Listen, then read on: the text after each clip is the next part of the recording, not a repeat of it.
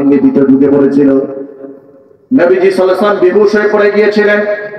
70 জন সাহাবী ক্ষত বিক্ষত হলেন, তারা তো শহীদ হয়ে গেলেন। শত শত সাহাবায়ে কেরাম আহত হয়ে গেলেন।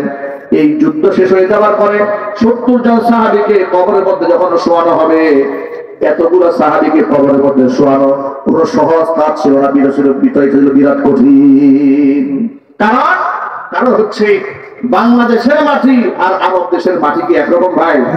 এটা পাহাড়ি এলাকা, পাথরীয় মাটি, আর সবাই আহত, ক্ষত বিক্ষত, রক্তাক্ত।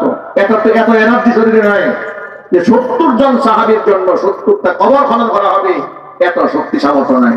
হুজুর বললেন 70 জন শহীদের জন্য 35টা কবর খনন করো। কবরগুলো বড় বড় করে খনন করা হলো, কবরের মধ্যে শহীদদেরকে শোয়ানো হবে। একটা কবরের মধ্যে 2 জন করে শহীদকে শোয়ানো হচ্ছে। শোয়াতে গেলে একজনকে সামনে শোয়াচ্ছেন, আরেকজনকে পায়ের কাছে পেছনে শোয়াচ্ছেন। এখন সামনে কাকে শোয়াবেন, পেছনে কাকে শোয়াবেন, এই যে ক্লাসিফিকেশনটা, কাকে রাসূল সামনে শোয়াবেন? হুজুর জিজ্ঞেস করতেছিলেন সাহাবীদেরকে, সাহাবীরা তোমরা সাক্ষী দাও তো, এই যে 2 জনকে শোয়ানো হবে এই কবরে, এই 2 জনের মধ্যে কোরআন শরীফ একটু ভালো বেশি জানতো কে? সাহাবায়ে কেরাম বলতেন, হে রাসূল তুলনামূলকভাবে ইনার চেয়ে ইনি একটু বেশি ভালো জানতেন। যার ব্যাপারে সাহাবায়ে কেরাম সাক্ষ্য দিয়েছে ইনি কোরআন বেশি ভালো জানতেন, নবীজি সাল্লাল্লাহু আলাইহি ওয়াসাল্লাম তাকে মাথার কাছে স্থান দিয়েছেন। সুবহানাল্লাহ, আর চিল্লায় বলতে হবে সুবহানাল্লাহ। সুবহানাল্লাহ। কোরআনের সাথে সম্পর্কিত সংশ্লিষ্ট শহীদদেরকে ক্লাসিফিকেশন করার ক্ষেত্রেও আল্লাহ নবী তারতম্য করেছেন কোরআনের ভিত্তিতে। আল্লাহু আকবার। আজকে এই কোরআনকে আমরা কোনো মূল্যায়ন করি না, বরং আমরা যখন কোরআনের কথা বলি আমাদেরকে বলা হয় মৌলবাদ, আমাদেরকে বলা হয় জঙ্গিবাদ। কথা বলে ঠিক কিনা? এই যে রাষ্ট্রের সংস্কারের কাজ চলছে, অন্তর্বর্তীকালীন সরকারের কাছে দেশের বিদগ্ধ ওলামারা লিখিত প্রস্তাবনা পেশ করেছেন, রাজনীতিবিদরা দিয়েছেন, বুদ্ধিজীবীরা দিয়েছেন, আমরা ওয়াজ মাহফিল থেকে প্রস্তাবনা পেশ করছি, বিভিন্ন জায়গায় বলে বেড়াচ্ছি, জনসচেতনতা তৈরি করছি। আমাদের দাবি একটা, কোরআন সরাসরি যেহেতু দেশে খেলাফত কায়েম হয় নাই, আমরা যদি বলি যে কোরআন দিয়েই পুরা সংবিধান বানান, এটা আপনারা পারবেন না একদিনে। অন্তত পক্ষে সংবিধানের কোন ধারা কোরআনের সাথে যেন সংঘর্ষ না থাকে। কথা বলছি কিনা বলেন? কোরআন এবং সুন্নাহর সাথে সাংঘর্ষিক কোন ধারা যদি বিগত জীবনে স্বৈরাচারীর আমলে কিংবা বিগত রাজনীতিবিদদের মাধ্যমে হয়ে থাকে, সেটা অত বাতিল বলে গণ্য হবে। এভাবে ধারাগুলো প্রস্তুত করতে হবে।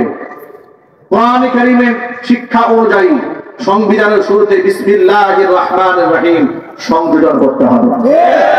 মুসলমান বিসমিল্লাহ ছাড়া কোনো কিছুই শুরু করতে পারে না। নবী করিম সাল্লাল্লাহু আলাইহি ওয়াসাল্লাম বলেছেন, যেই ব্যক্তি বিসমিল্লাহ ছাড়া কাজ শুরু করে সেটা অপূর্ণাঙ্গ থেকে যায়। গোটা রাষ্ট্র চলবে একটা সংবিধানের উপর ভিত্তি করে, আর তার উপর বিসমিল্লাহির রহমানির রহিম থাকবে না, তা তো হতে পারে না। কথা বলতে হবে ঠিক কিনা বলেন? এমন কি এদেশে সকলের হৃদয়ের একটা দাবি আছে। বিগত জীবনে আমরা বহু সংগ্রাম করেছি, মিছিল করেছি, মিটিং করেছি, কাজ হয় নাই, উল্টা আমরা মার খেয়েছি। সেটা কি? সেটা মুহাম্মদ সাল্লাল্লাহু আলাইহি ওয়াসাল্লামকে কেউ যদি গালমন্দ করে, কটাক্ষ করে, কোরআন সুন্নাহর বিরুদ্ধে যদি কেউ কথা বলে, তাহলে তার সর্বোচ্চ শাস্তি মৃত্যুদণ্ডের আইন করে তা বাস্তবায়ন করতে হবে। বিগত জীবনে আমরা কতবার বলেছি কথা, আমরা শাপলা চত্বরে কথা বলে আমরা মার খেয়েছি, আমরা রাস্তাঘাটে আন্দোলন করে আমরা মার খেয়েছি, আমরা আর মার খেতে চাই না। মুসলমান শুধু মার খাবে না, মুসলমান প্রয়োজনে মার দেবে। এবার আল্লাহ কি শুধু মার খেতে বলেছেন? একটু চিল্লায় বলে। আল্লাহ তাআলা কোরআন মাজিদে কি বলেছেন শোনেন, ইন্নাল্লাহা আশতারা মিনাল মুমিনিনা আনফুসাহুম ওয়া আমওয়ালাহুম বিআন্না লাহুমুল জান্নাহ। নিশ্চয় আল্লাহ তাআলা খরিদ করে নিয়েছে ঈমানদারদের কাছ থেকে তাদের জান এবং মাল, বিনিময়ে তাদেরকে জান্নাত দান করেছেন। এখন জান মাল আল্লাহর রাস্তায় আপনি কেমনে খরচ করবেন তাও আল্লাহ বলে দিয়েছেন।